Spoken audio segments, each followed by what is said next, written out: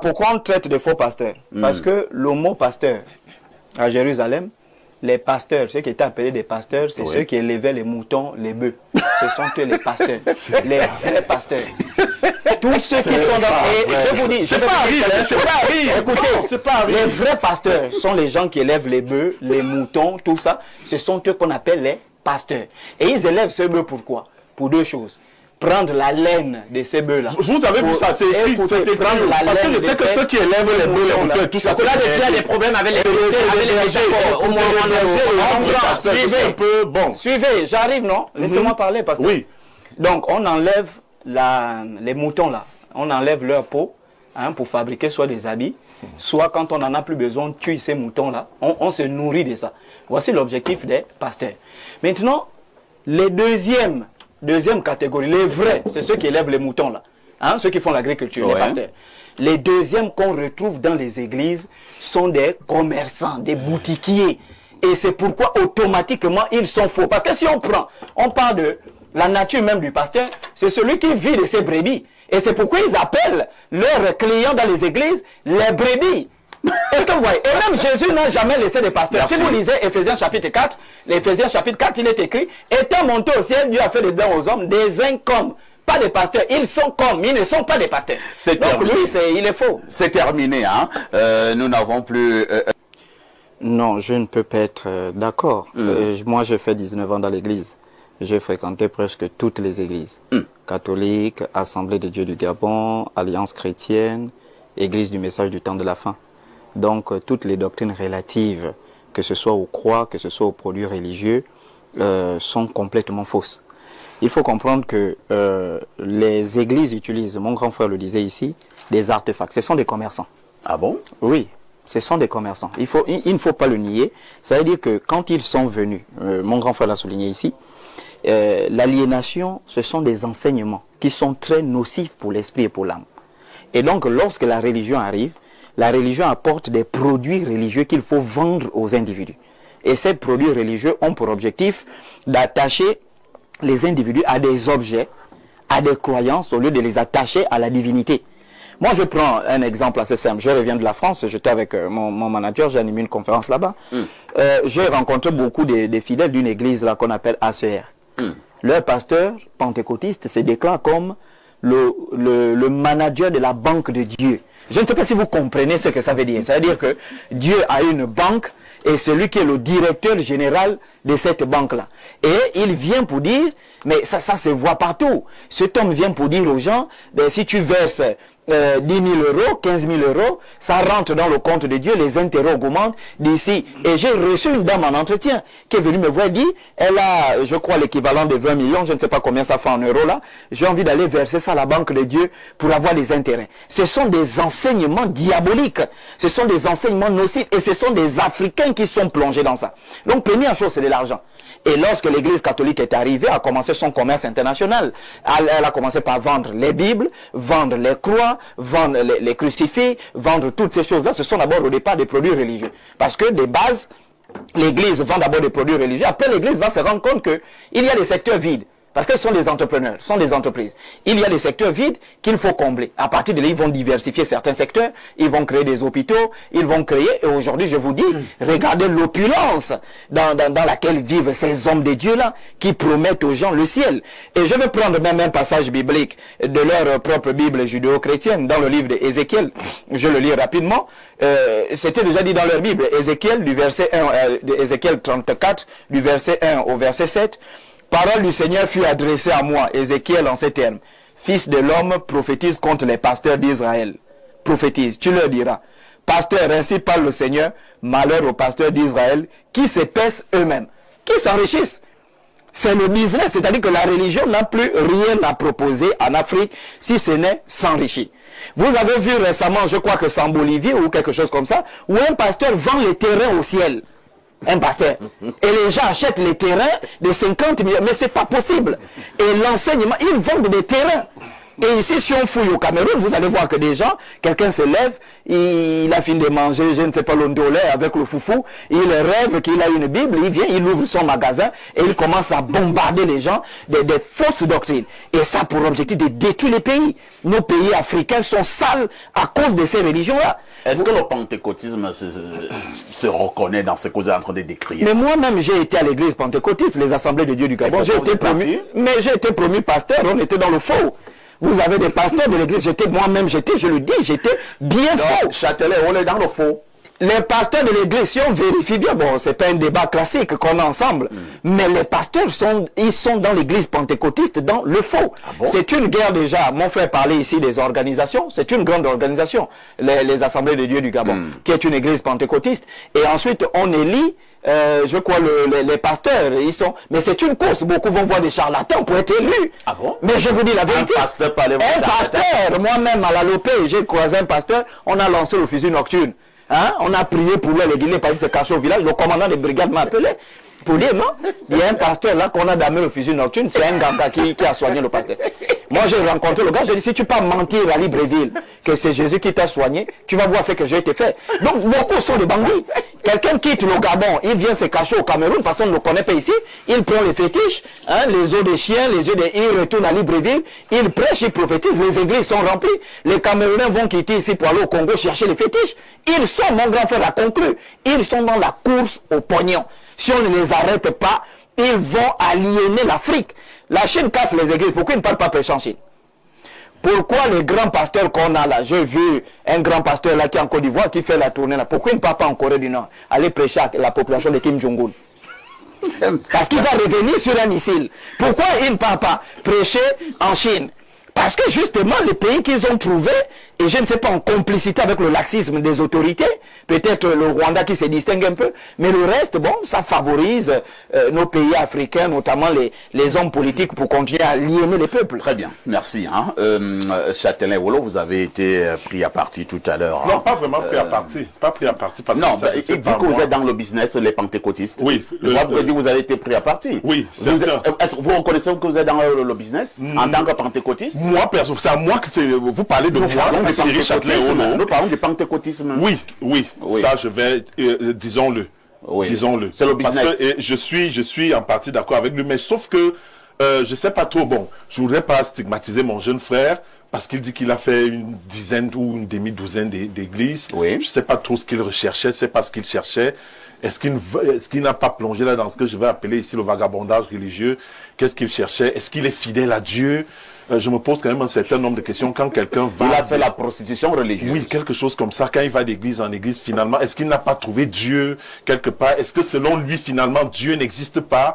Bon, je me pose quand même un certain nombre de questions. Mais ce que je vais dire, effectivement, je suis entièrement d'accord avec lui. Parce que vous savez, moi-même, je suis... Vous avez dit que vous êtes dans le business. Je suis que certains mais vous enlevez vous-même. Non, moi, je suis un pasteur. Je suis un pasteur appelé. Est-ce que la Bible sauve? Écoutez, la Bible, tout Africain qui se respecte ne peut pas venir parler de la véracité de la Bible. Premièrement, il faut lire l'histoire de Flavius Joseph, qui est d'ailleurs le plus grand rédacteur de l'histoire des Juifs. 2 œuvres majeures. Hein, les guerres entre les Juifs et les Romains, et ensuite l'Antiquité juive. Il nous raconte comment la Bible a été rédigée par Esdras. C'est d'abord l'histoire du peuple juif, s'il faut le dire. Ce sont les Juifs qui ont constitué leur Bible, qui n'a rien à y voir avec les réalités des Camerounais, des réalités... Vous êtes en train de choquer plusieurs personnes là. Oui, vous voulez faire comprendre, des gens se sont assis un moment. Non, c'est Esdras qui les a mis dans toute cette merde. Il n'y a rien à voir avec Dieu dedans. Si vous demandez à ce pasteur-là qui a écrit le livre des psaumes, il va te dire c'est David. Or, le livre des psaumes a été écrit sur 1300 ans. Ça veut dire qu'on a regroupé des textes. Si je pose à ce pasteur-là, qui a écrit le livre de Deutéronome, il va te dire c'est Moïse. Or, dans Deutéronome 31, on va dire Moïse est mort. Comment quelqu'un qui est mort va écrire un livre? Ça veut dire que c'est une histoire qui a été écrite par un peuple. Comme vous pouvez vous lever et écrire l'histoire du peuple camerounais et mettre l'Éternel à l'intérieur. Il faut comprendre que c'est un livre qui a été regroupé. D'ailleurs, il y a des livres qui ont été enlevés. Le livre de Maccabée, la famille Maccabée qui a mené une guerre assez sanglante contre les Grecs, parce qu'ils ne voulaient pas que la culture grecque soit imposée aux Juifs. Ils ont mené une guerre sanglante.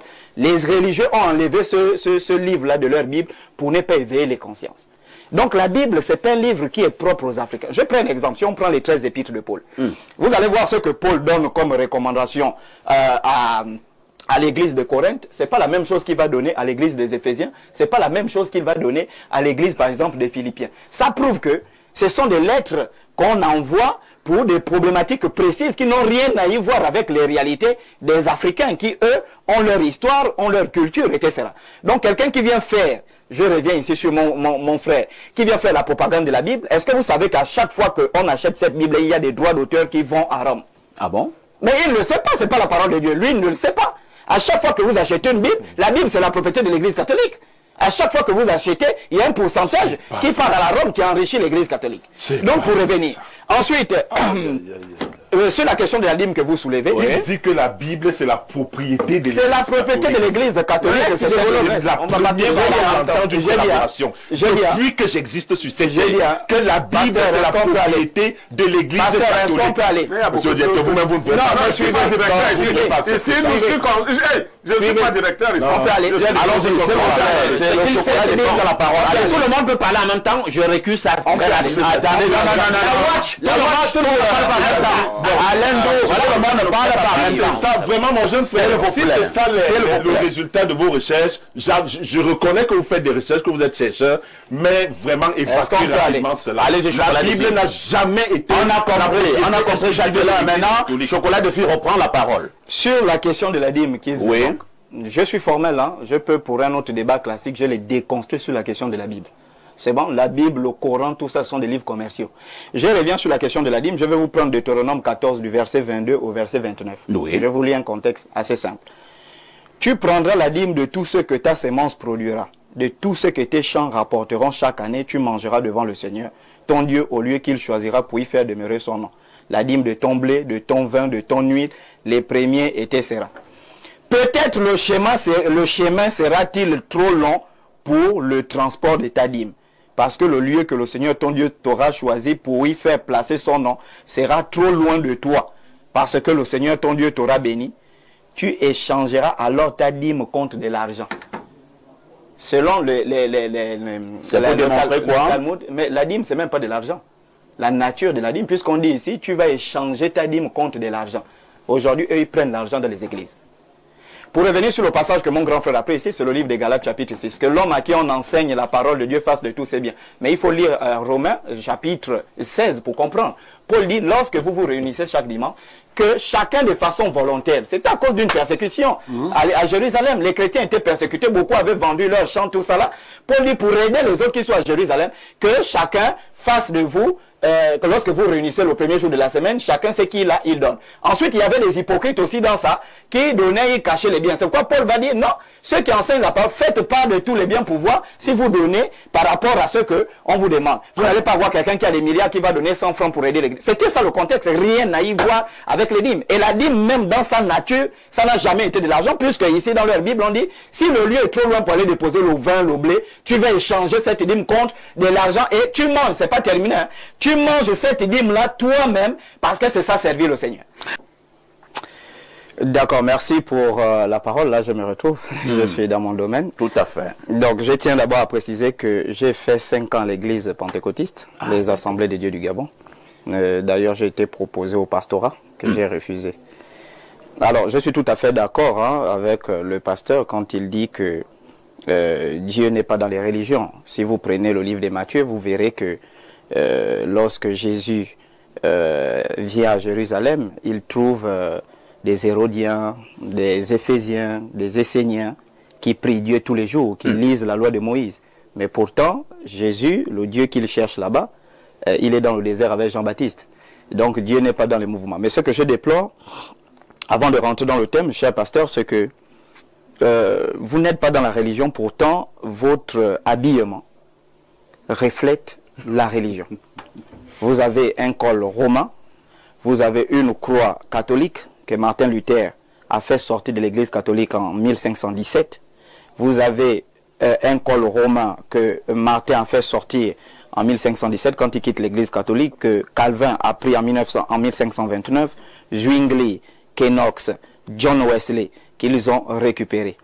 Ensuite, le mouvement pentecôtiste lorsque le pasteur le disait ici, j'ai été à l'église pentecôtiste. Qui sont les pères du mouvement pentecôtiste?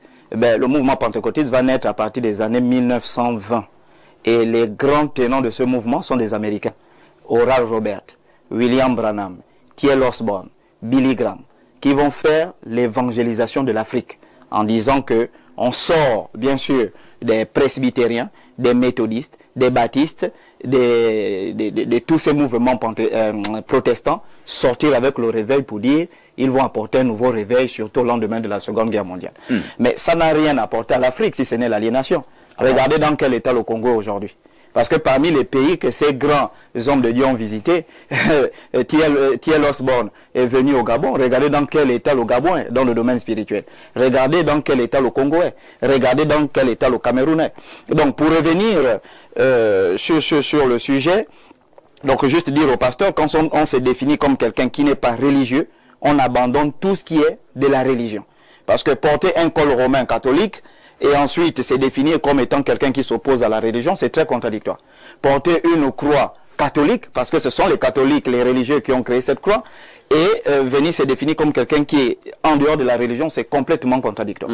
Voilà, maintenant pour revenir, est-ce que l'Afrique, le réveil religieux a constitué l'aliénation de l'Afrique? Mais la religion fait partie des trois grandes armes pour détruire les Africains. Et je suis d'accord avec le pasteur lorsqu'il dit que la religion n'a fait que aliéner les Africains, mettre des Africains, dérouter les Africains de leur vrai objectif divin, de leur vraie adoration divine. La religion, à côté de la politique, à côté de les spiritualités importées, franc-maçonnerie et autres, n'ont fait que détruire les Africains. Voilà, donc pour revenir sur la question, ce qu'on peut dire aujourd'hui, oui, il n'y a plus rien à prouver dans ce domaine. C'est compris, chocolat de fille. Chocolat de fille, c'est en cela que vous vous résumez, vous adorez les choses dans votre animisme, et c'est ça qui peut sauver l'Afrique. C'est quand même, je crois qu'on a affaire à un intellectuel qui ne peut pas se réduire à raconter de telles inepties sur un plateau. Si on rentre dans la définition de l'animisme, c'est l'ensemble des pratiques et des expériences qui s'intéressent au salut de l'âme et qui mettent l'homme en contact avec l'incréé. Voilà, déjà il aborde la question de Dieu. En tant qu'intellectuel, il est censé savoir que Dieu est un concept qui a été fabriqué par l'Occident. Ses ancêtres ne connaissaient pas l'appellation Dieu. Il y a une appellation d'un être invisible, intouchable, incréé dans sa propre langue. 842, c'est là que les Occidentaux ont fabriqué Dieu. C'est pourquoi si vous voyez, dans les langues romanes et gothiques, il y a une conceptualisation à travers soit un G, soit un D. Si vous prenez Dieu chez les Italiens, Dei, Dios chez les Espagnols, Dieu, parce que ça sort de la même racine. Et Dieu ne veut rien désigner. Dieu veut dire tout ce qui brille dans le ciel, dans la naissance même du mot Dieu. Or, nous, on avait Nzambe, Nyambita, Tatou, qui désignait un être incréé. Voilà. Maintenant, l'animisme, c'est quoi? C'est tout simplement l'expérience que l'homme a avec cet être incréé. À travers, bien sûr, l'expérience selon laquelle la puissance et les lois de cet être-là sont diffusées dans la nature, dans les eaux, partout. C'est ça. Ah, donc ce n'est pas finalement si inepte que ça. L'animisme, ce n'est pas l'adoration des eaux. L'animisme, ce n'est pas l'adoration des arbres. Déjà, je vais lui dire quelque chose. Si on parle de cette hypothèse, Jésus est purement animiste, puisque Jésus a maudit un arbre qui n'avait pas produit de fruits. Et où est le rapport avec l'animisme? Jésus a maudit un arbre qui n'avait pas produit de fruits. Et donc, pour revenir sur la question, où est le rapport avec l'animisme? sur la question, oui, si on maudit un arbre qui ne porte pas de fruits, parce qu'on croit qu'il y a la vie dans cet arbre-là, on croit que cet arbre-là a une mission. C'est pourquoi je dis, en débat classique, est-ce que l'arbre en débat classique, un objet d'adoration et de culte? En débat classique, qui adore les arbres. Ben justement, montre-moi un seul le vitalisme, c'est un aspect. Mais il raconte quoi lui? Montre-moi un seul animiste au Cameroun qui adore un arbre. Un seul. Cite-moi le nom d'un seul. Quand vous croyez, cite-moi le nom d'un seul. On dialogue avec la nature. On dialogue avec les arbres. On dialogue avec les eaux parce que il y a de la vie, il y a des entités. C'est ça. Non, pas Dieu, des entités dans des arbres. Il y a des entités dans des eaux. Et le Créateur a placé ces entités partout dans les eaux, partout dans les forêts, partout. Oui, j'en arrive. Vous êtes animiste. Est-ce que vous croyez en Dieu? Je termine. Est-ce que vous croyez en Dieu? Pasteur, c'est quoi Dieu? Oh là là. Répondez. Est-ce qu'on peut lire le dictionnaire pour trouver? Non, oh là là. Vous êtes en train de déranger. Il a posé une question au passé qui répond. C'est quoi Dieu? Je n'aime pas ce type d'ironie. C'est-à-dire que ça veut dire qu'il ne croit même pas au pasteur que je suis. Si non, mais je ne crois pas. Suivez. Suivez. Je pense que nous sommes sur un plateau sérieux. Quand je lui pose une question, est-ce que vous croyez en Dieu, oui ou non? Lui me demande c'est quoi Dieu. Il ne demande pas que c'est qui Dieu. Il demande c'est quoi Dieu. Ça c'est une insulte à l'endroit de Dieu. Donc, et je suis très gêné sur ce plateau d'avoir quelqu'un en face qui refuse carrément de croire en Dieu. C'est-à-dire que je suis très gêné. C'est-à-dire qu'il a insulté Dieu et je pense qu'il aura des comptes à rendre. C'est pas une malédiction. Ma mission est d'amener les gens à croire. Moi, ma mission... Non, c'est pas... Ne m'insultez pas. Je ne vous insulte pas. Non, ne dites pas faux pasteur. Parce que c'est pas vous qui m'avez appelé à servir Dieu. C'est pas vous qui m'avez établi pasteur. Mais je vais vous expliquer pourquoi je vous appelle faux pasteur. C'est-à-dire que vous manquez de respect à ma personne. D'abord, et au pasteur là n'ont pas le je suis un peu gêné. C'est-à-dire quand je lui demande, il me demande que c'est quoi Dieu. Je comprends que je ne peux pas discuter avec lui. Vraiment, je suis désolé pour les Chocolat des filles, vous reprenez la parole. Je suis très gêné. Donc, pour revenir sur la question de l'animisme, l'animiste n'adore pas des arbres, l'animiste n'adore pas des objets, l'animiste n'adore pas des eaux. Mais l'animiste croit que dans chaque élément de la nature, il y a la vie divine. Et que on peut passer, je l'ai dit hier au prêtre avec qui j'ai débattu, il y a des lois qui ont été établies, que je ne peux que passer par certaines lois pour avoir certaines choses. Donc, si je dois aller, par exemple, mon enfant est malade, c'est ce que l'animiste croit. Si mon enfant a de la grippe, je tourne derrière la maison, je vois, par exemple, un manguier, j'espère qu'on se fait comprendre. Tout à fait. Je crois que dans ce manguier-là, il y a une âme végétale, voilà, qui a été placée par l'incréé. Je viens, je parle au manguier. Manguier, je veux prendre un peu de ton écorce, pour aller soigner ma fille. Et j'enlève un peu du mangue. Chez nous, l'animiste, on respecte la nature. Quand on coupe une plante, c'est pour un but. Quand on prend une écorce, c'est pour un but. Et on s'excuse auprès de la plante. On s'excuse auprès des... On parle à la nature parce que nous avons reçu ce pouvoir. Mais pourquoi vous allez... La nature, les choses n'ont pas de conscience. Alors pourquoi c'est vos plats à l'endo? Il parle de la philosophie. C'est un plateau sérieux et c'est la première fois que vous l'avez...